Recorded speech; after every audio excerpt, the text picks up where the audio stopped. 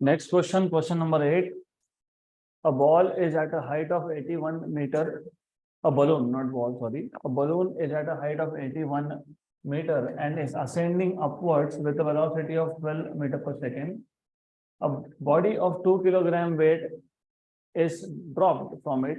If g is 10 meter per second square, the body will reach the surface of earth in how many seconds? तो सबसे पहले आपको पता होना चाहिए, you must have seen balloons होते हैं, हॉट एयर बलून्स, पता है हॉट एयर बलून सुना है?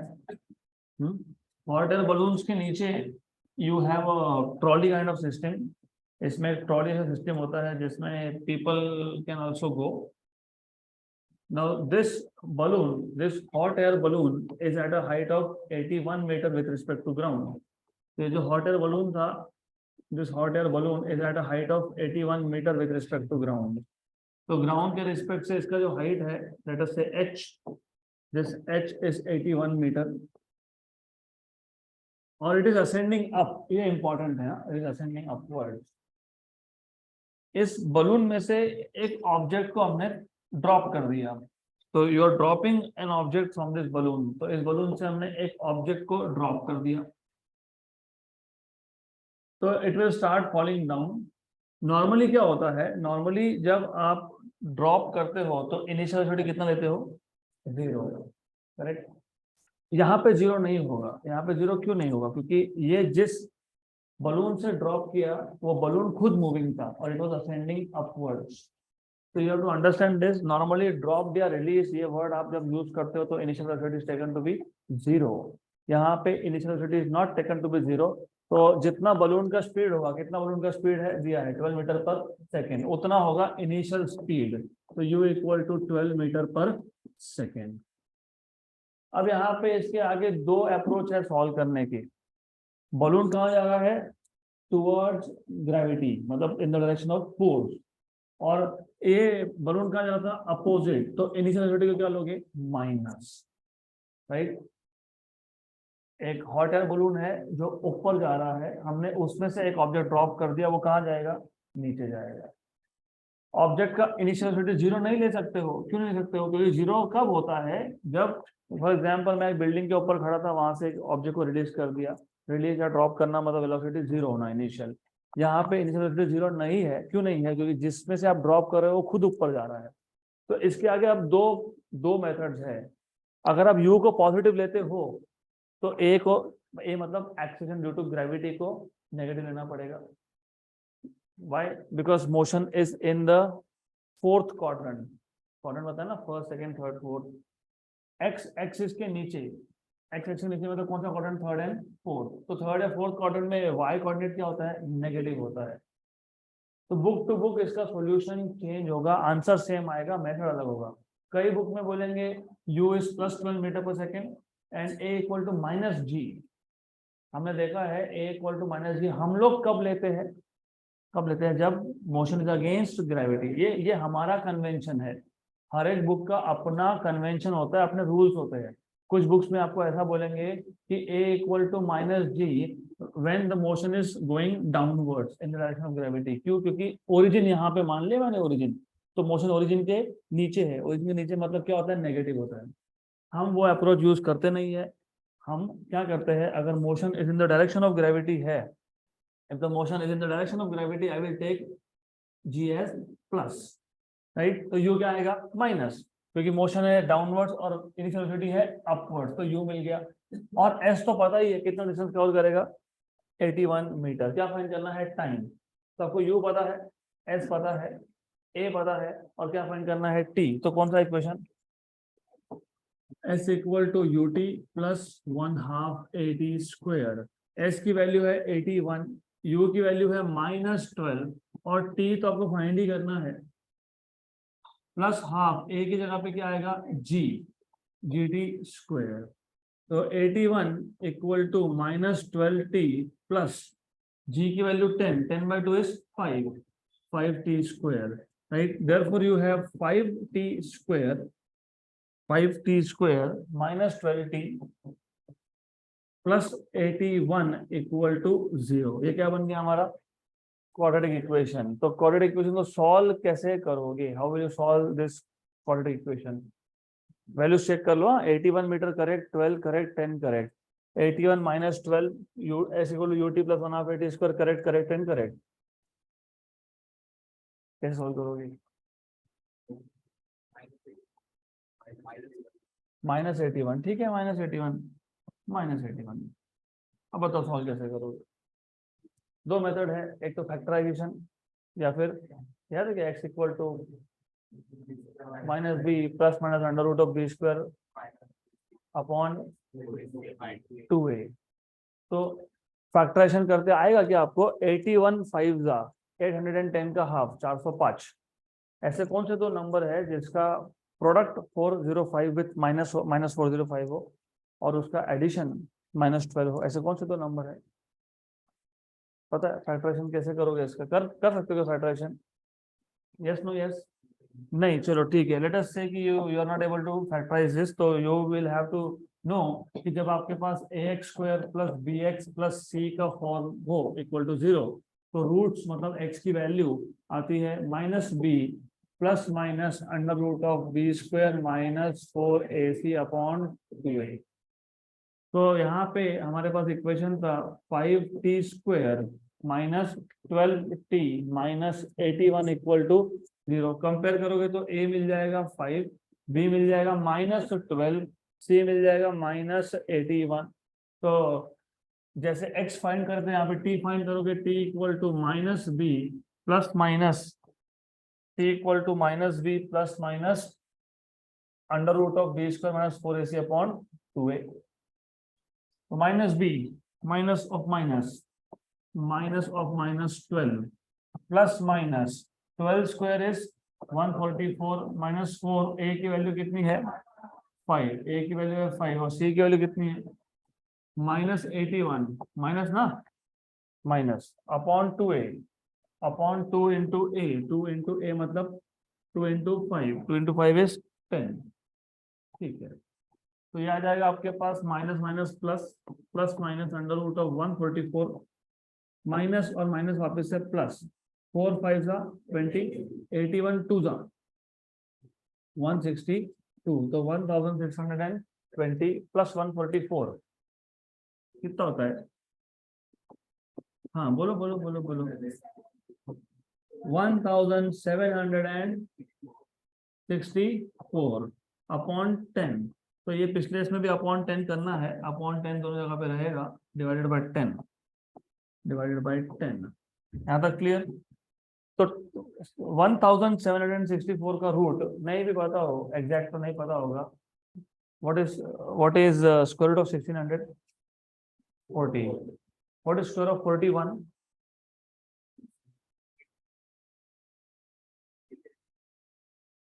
4116। चलो, that is why you need to know some basic ideas। 1764 मतलब किसका स्क्वायर रूट आएगा? 42। तो square root of 1764 is 42, right? तो यहाँ पे ये 42 है, दिस इज 42। तो you will have 12 plus minus 42 upon 10। तो इसके दो पॉसिबल सॉल्यूशन है, 12 प्लस 42 बाई 10 और 12 minus 42 by 10। This is 54 by 10 मतलब 5.4 सेकेंड्स, और दिस इज -30 बाई 10 मतलब -3 सेकेंड। टाइम कब नेगेटिव होता हुआ? टाइम इज नेवर नेगेटिव, मतलब 5.4 सेकेंड, क्योंकि जो दूसरा उसका रूट आ रहा है वो हो नहीं सकता, time can never be negative. तो यहाँ पे आ जाएगा 5.4 सेकेंड, ऑप्शन नंबर सी। तो you have option number C done. Next question, a particle is dropped under gravity from rest from a height h। So we are dropping a particle from some height h under the action of gravity। आगे बोला है and it travels a distance 9h by 25 in the last second the height h is। last second में distance travel किया 9h by 25। तो suppose this is ground level, suppose the particle was dropped from some height h, so this height let us say is h। तो ये height है h, यहां से हमने particle को ड्रॉप किया, तो particle travels 9h/25 distance in the last second. तो टोटल टाइम ऑफ मोशन हमको कंसिडर करना पड़ेगा। आप मान लो टोटल टाइम ऑफ मोशन था n सेकेंड्स टोटल मोशन था। तो पार्टिकल का total distance h will be distance travelled by particle in first n-1 seconds. अब मैं जो बोल रहा हूँ अच्छे सुन लेना। इन्होंने आपको इंफॉर्मेशन दिया है Sn का, क्या बोला है लास्ट सेकेंड में, मतलब आपको पता है distance travelled in nth second का फॉर्मूला क्या था, Sn equal to u plus a/2 into 2n-1, और total distance travelled in t seconds का क्या था, s equal to ut plus 1/2 at²। Suppose motion अगर 5 सेकेंड का है, टोटल मोशन 5 सेकेंड का इमेजिन, तो लास्ट सेकेंड कौन सा हो गया, 5th। बचा हुआ टाइम कितना है, 4 सेकेंड्स।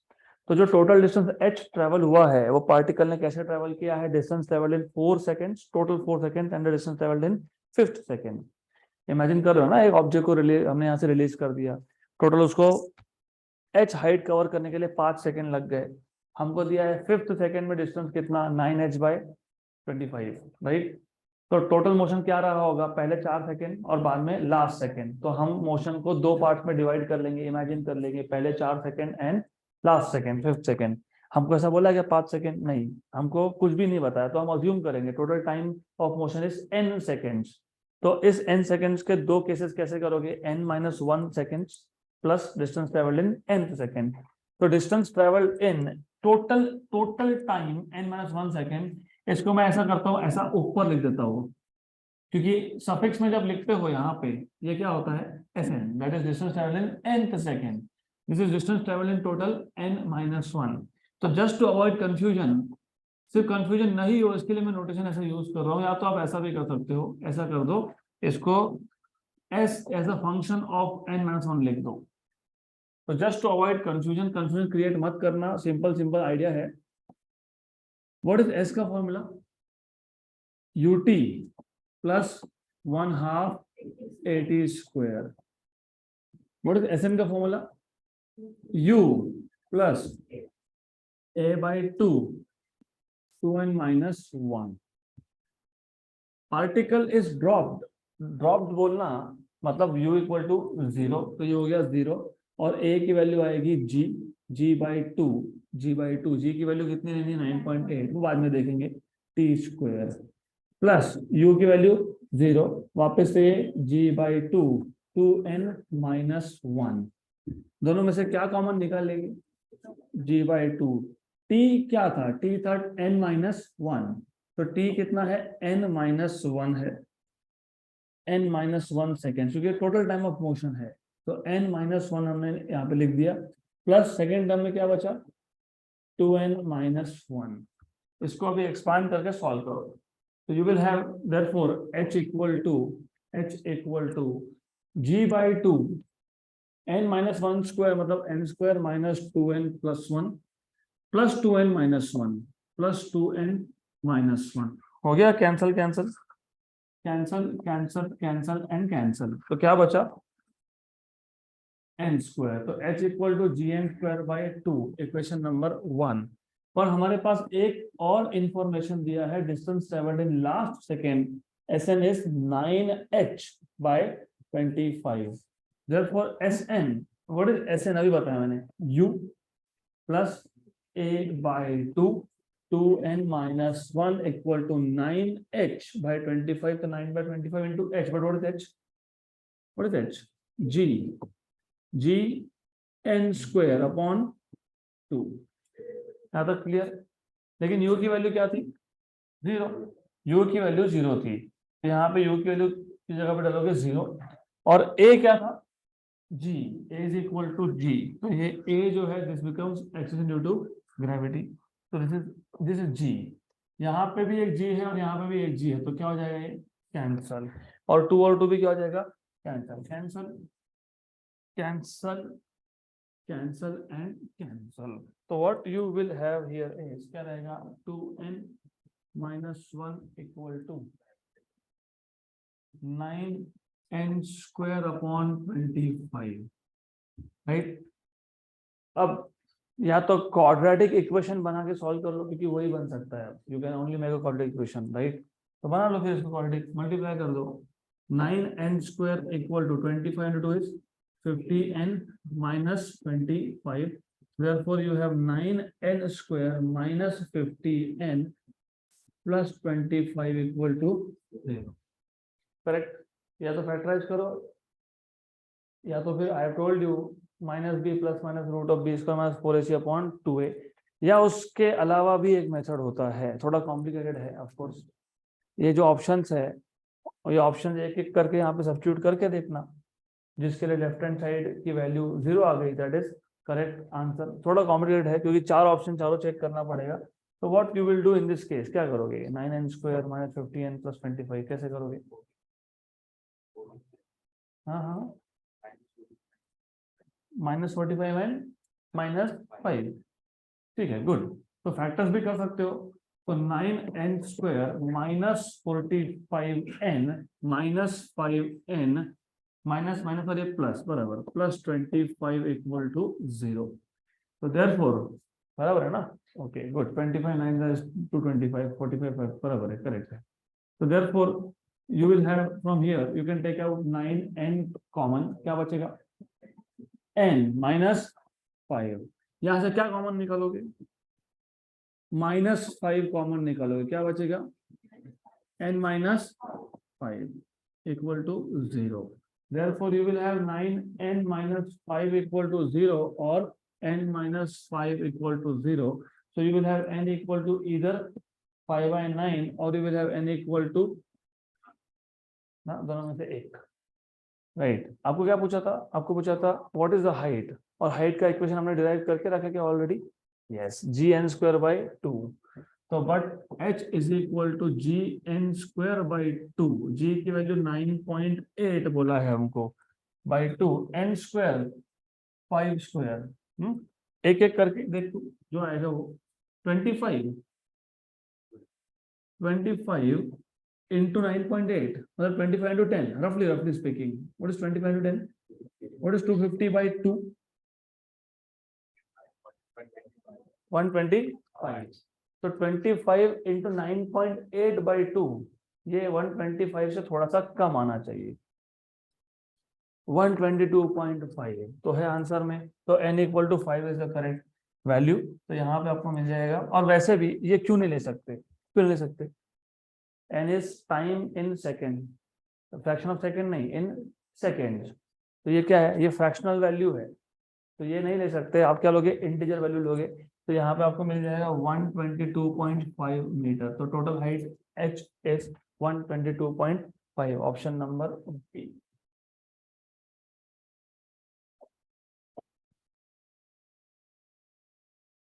नेक्स्ट क्वेश्चन,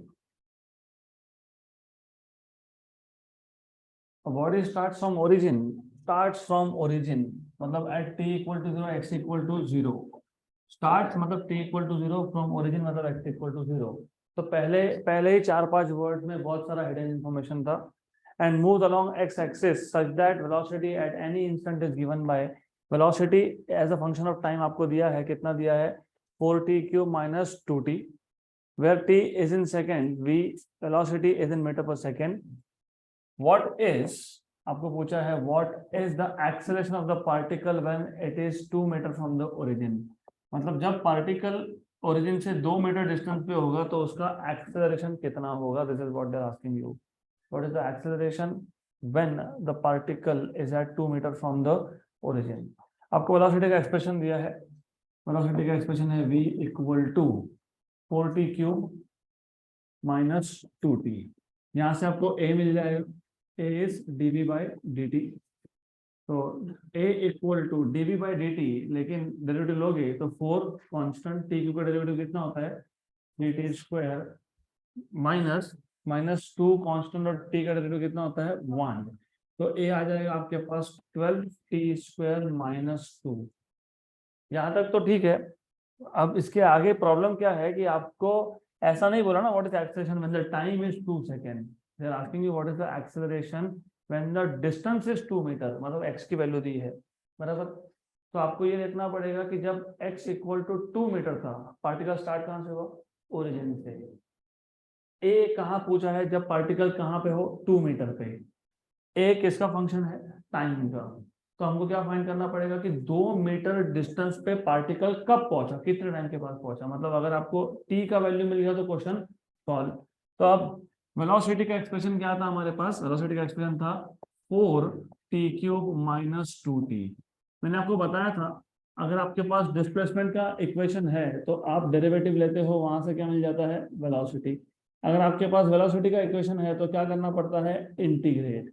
तो अगर आपको वेलोसिटी के एक्सप्रेशन से डिस्प्लेसमेंट फाइंड करना है तो क्या करना पड़ेगा? इंटीग्रेट। तो ये याद रखो, इंटीग्रेशन करना पड़ेगा आपको। तो इंटीग्रेशन कैसे करोगे? Very simple thing, what is v is dx by dt। तो dx by dt equal to 4t³ minus 2t। therefore dx equal to 4t³ minus 2t dt। इसके बाद हम लोग करेंगे integrate, integrating on both sides. तो integration आ जाएगा x equal to 4 बाहर, इंटीग्रेशन के बाहर t³ का इंटीग्रेशन होता है t⁴/4। डेरिवेटिव होता है 3t², इंटीग्रेशन होता है 4t⁴/4 माइनस 2 बाहर। t का इंटीग्रेशन होगा t²/2। लेकिन यहाँ पे लिमिट्स है क्या? नहीं। तो ये कौन सा इंटीग्रल है? इनडेफिनाइट। इनडेफिनाइट इंटीग्रल में आप एक एक्स्ट्रा कांस्टेंट ऐड करते हो जिसको हम लोग बोलते हैं कांस्टेंट ऑफ इंटीग्रेशन। ये और ये हो गया कैंसिल, ये और ये हो गया कैंसिल। तो आपके पास x का क्या इक्वेशन आया? t⁴ minus t² plus c। तो x equal to t⁴ minus t² plus c। हमको जब x की वैल्यू 2 है तब टाइम कितना ये पूछा था, बराबर। वो तब तक नहीं मिलेगा जब तक आपको c की वैल्यू नहीं पता। c की वैल्यू कैसे फाइंड करोगे? कांस्टेंट ऑफ इंटीग्रेशन कैसे फाइंड करते हो? At t equal to 0 x की वैल्यू क्या थी? क्या थी? 0 थी, क्योंकि बोला है ना, इसलिए मैंने बोला है एक एक वर्ड इंपॉर्टेंट है। A body start from origin, start मतलब t इक्वल टू 0 कहाँ था? ओरिजिन पे। x इक्वल टू 0, तो put this 0 equal to 0 minus 0 plus c, तो c equal to 0। Therefore x equal to t⁴ minus t²। हमको a की value कब find करनी है? For x equal to 2, right. तो अगर मैं x की वैल्यू 2 डालता हूं तो मुझे क्या मिलेगा? 2 equal to t⁴ minus t²। फिर यहां से हमको क्या करना पड़ेगा? t² की वैल्यू फाइंड करनी पड़ेगी। कैसे फाइंड करोगे? t² equal to a। मतलब यहाँ पे आप बेसिकली एक सब्स्टिट्यूशन कर दोगे।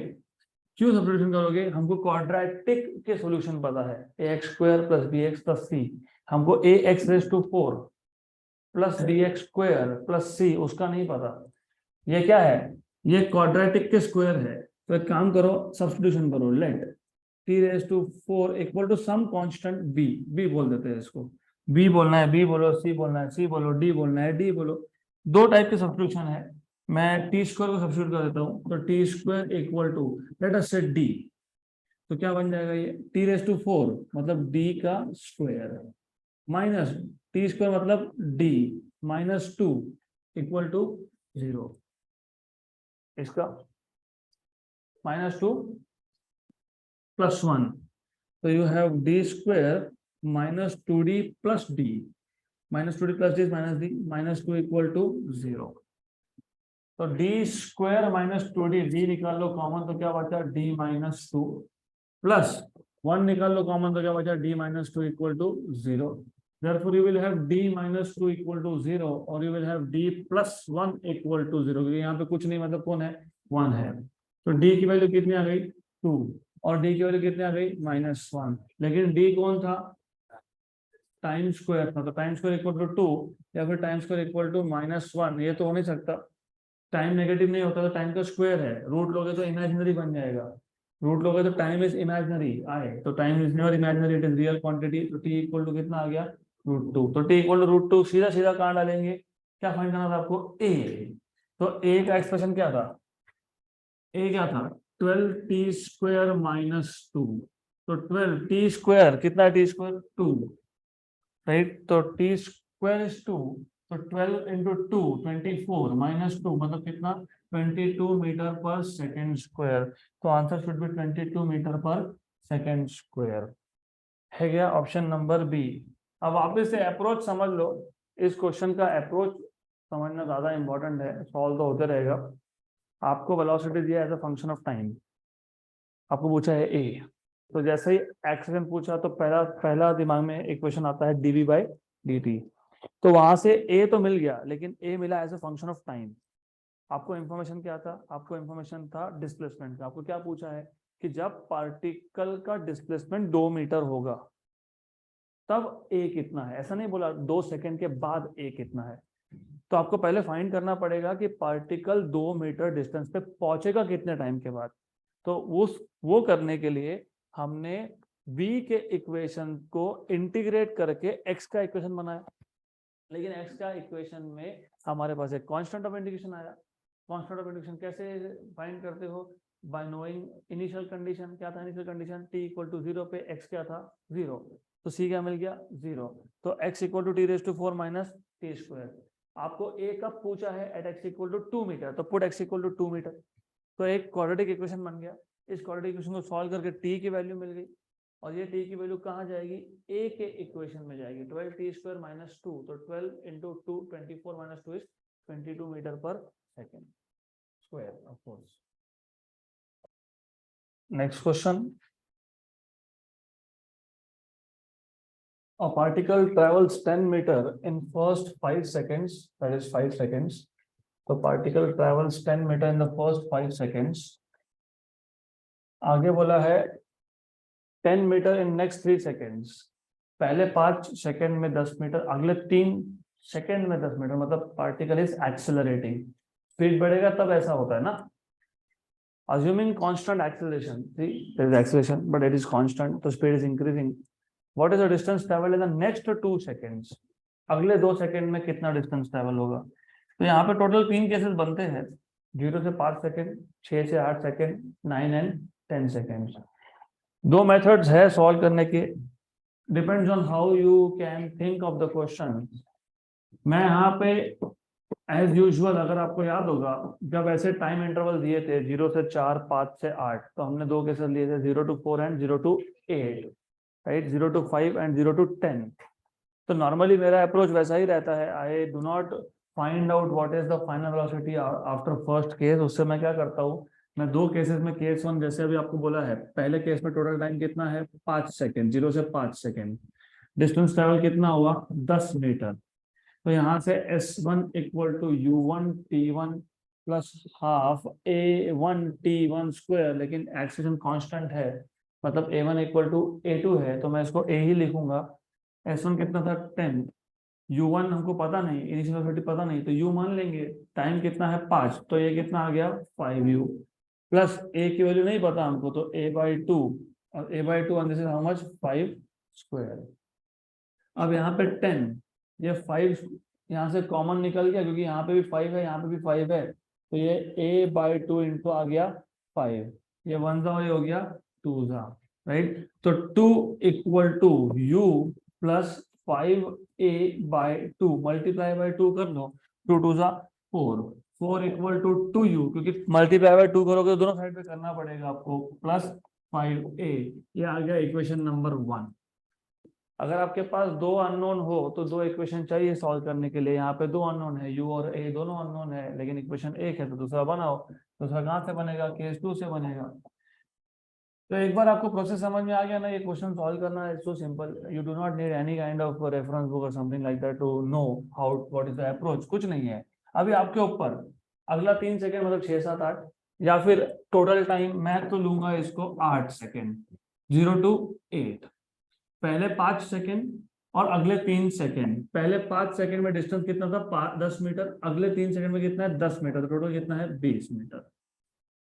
ऐसा करने से क्या होता है, मोशन 0 से 5, 0 से 8, मतलब दोनों केस में इनिशियल वेलोसिटी इज सेम। तो वापस से वही formula, S2 equal to U2 T2 plus 1/2 A T2 square. A1 A2 is A, U1 U2 is U।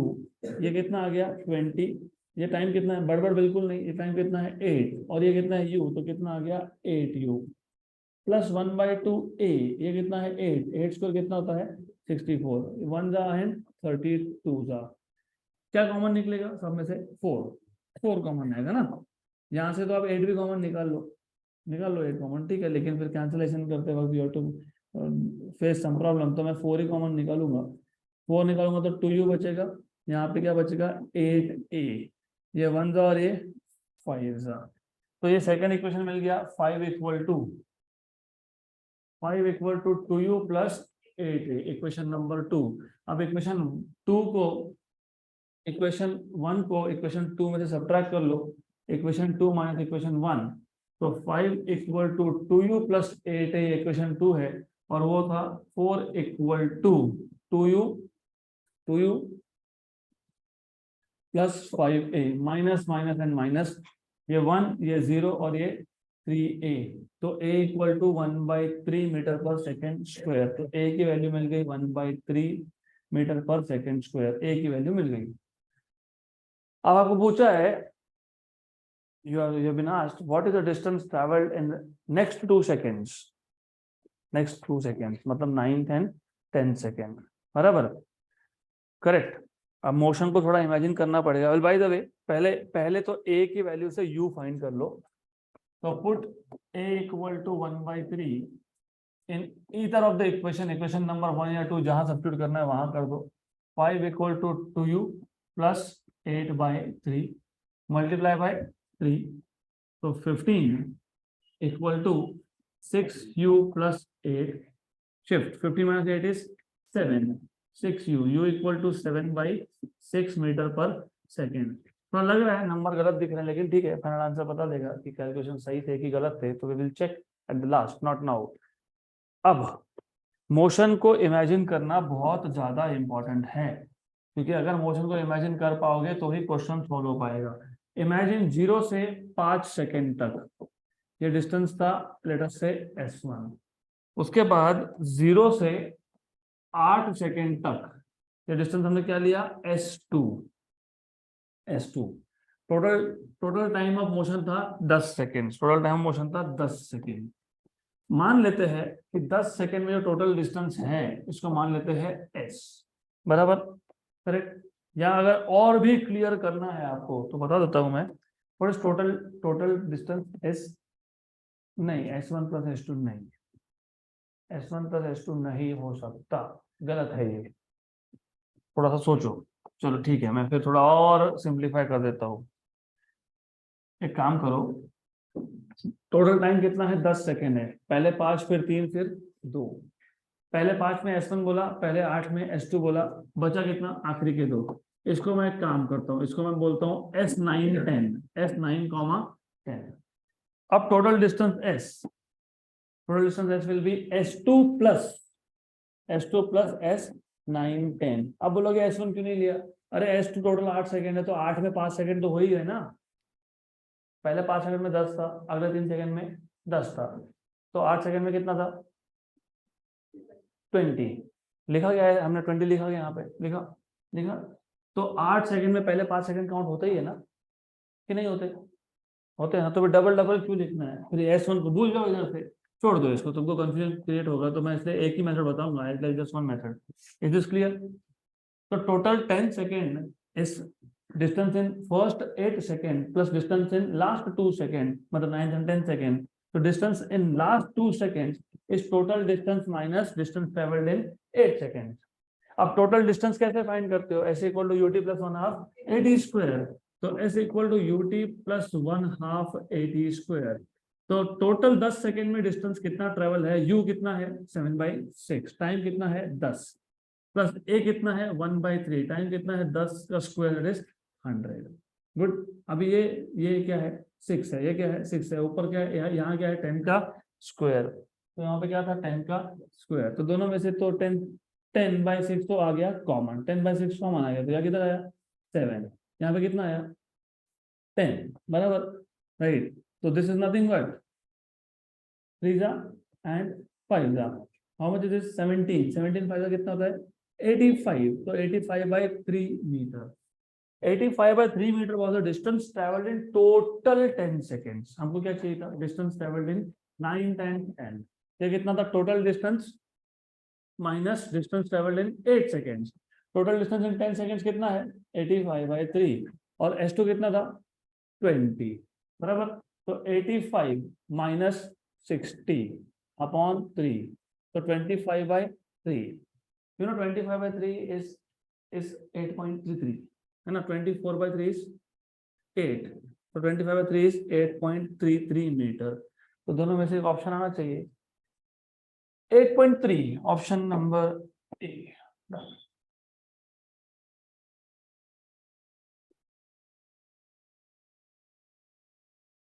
Next question, A body travels for 15 seconds starting from rest. Good. हमारा काम आसान। Starting from rest मतलब u equal to 0. Very good.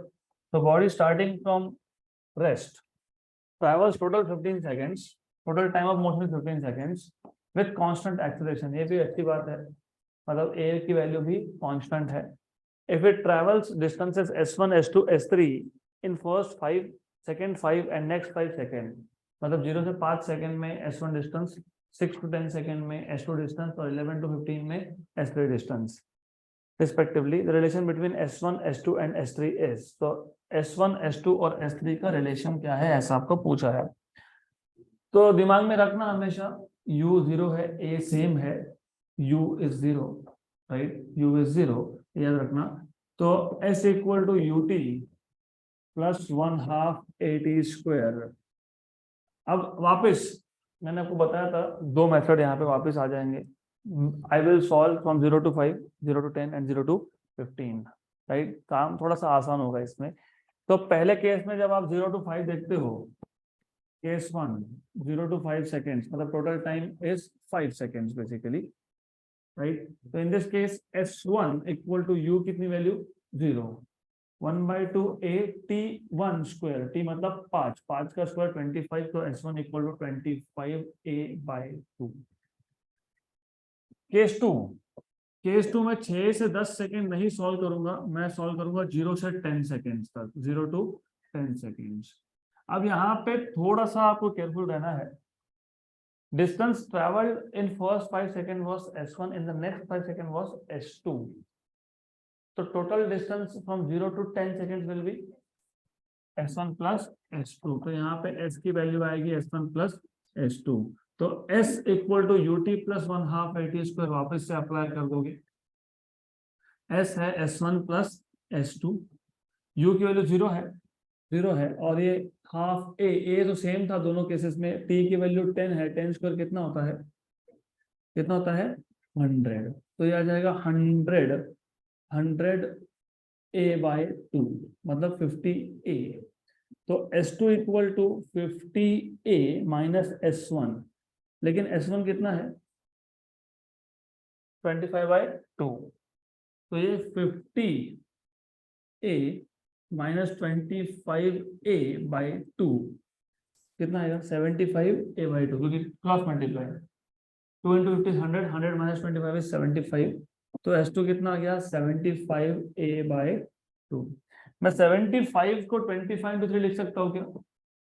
Can you write down 75 as 25 into 3? Yes. Why? Because 25A/2 कितना है? S1। तो S2 is 3 times of S1, मतलब S1 is S2/3। तो S1 equal to S2/3 दिख गया तो question solve हो गया, आ गया ऑप्शन नंबर सी। हाँ, बाकी का सॉल्व करने की जरूरत ही नहीं पड़ेगी आपको, फिर भी करना है तो आप करो। आपको करना है इफ यू वांट कि नहीं मेरे को पूरा ही सॉल्व करना है तो कर लो सॉल्व। केस 3 बनाओ फिर। What will B case 3? Total time कितना होगा? कितना लोगे टाइम टोटल? 15 सेकेंड्स। यहाँ पे कितना लोगे? 15 seconds. Total time you will take 15 seconds. What will be the distance you will be taking? S1 plus S2 plus S3। S equal to UT plus 1/2 AT square में S की value कितनी है? S1 plus S2 plus S3। और थोड़ा सा ध्यान रखना ये S1 प्लस S2 तुमने पहले ही फाइंड करके रखा है। कितना है? 100A/2 मतलब कितना है? 50A। तो वापस से S1 की वैल्यू अलग से सब्स्टिट्यूट करोगे, S2 की अलग से करोगे, वैसा करना नहीं है। हमारे पास S1 प्लस S2 डायरेक्टली है। u is 0, half a t square a, अब t कितना है 15, ये कितना है 50a plus s3 equal to, ये कितना होता है 225, 225/2 इंटू ए, तो s3 कितना आ जाएगा 225a/2 minus 50, cross multiply 225 minus 100, 125a/2, 125 मतलब 5 इंटू 25, बराबर बराबर, तो यहाँ पे क्या आ जाएगा बाय 2, ये कितना है s1, तो s3 कितना है 5s1, तो s1 कितना आना चाहिए s3/5, तो s1 is equal to s2/3 and s1 is also equal to s3/5, हो गया क्वेश्चन सॉल्व।